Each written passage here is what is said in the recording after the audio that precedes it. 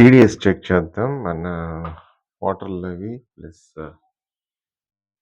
ఈ కంపెనీ దాంట్లో ఉన్న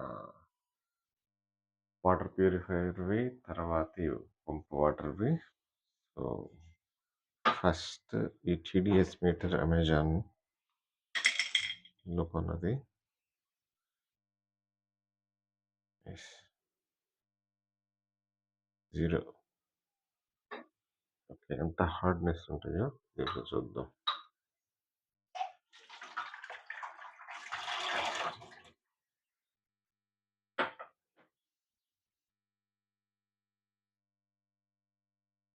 ఆన్ చేసాం కదా! .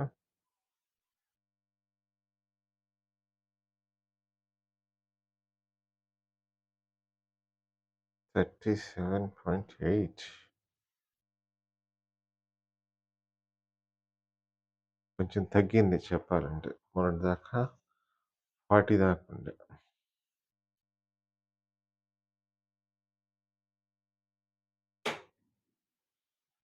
ఇప్పుడు ఈ వాటర్ పారపోసి దీంట్లో పట్టుకుందాం.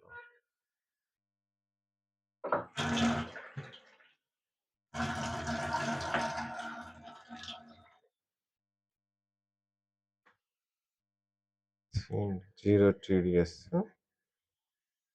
చెక్ చేద్దాం.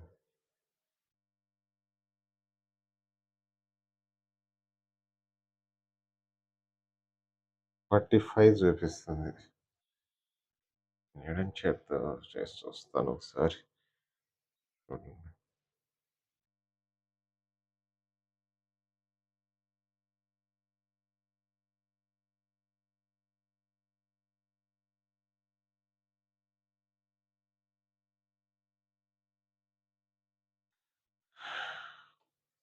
ఇది సెట్ చేయటం ఎలాగో అయితే తెలియట్లేదు.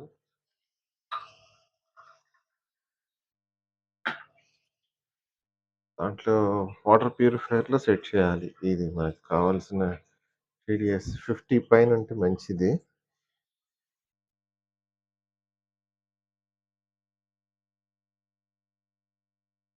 హ్మ్. 36 ఇప్పుడు. ఎందుకట్లా మారుతుందంటే ఇదే తప్పుంది. ఫుల్‌గా తీసుకుందాం.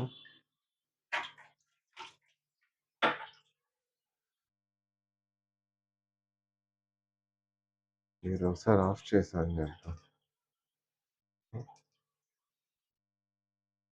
ఇంకది హోల్డ్ ఓకే. మనం పెట్టిన తర్వాత హోల్డ్ కొడితే తీసుకున్న రీడింగ్ ఆగిపోతది అట్లే. ఓకే. 39 అంటే డీప్‌గా పెడితే కొంచెం కూడా డిఫరెన్స్ వస్తా ఉంది.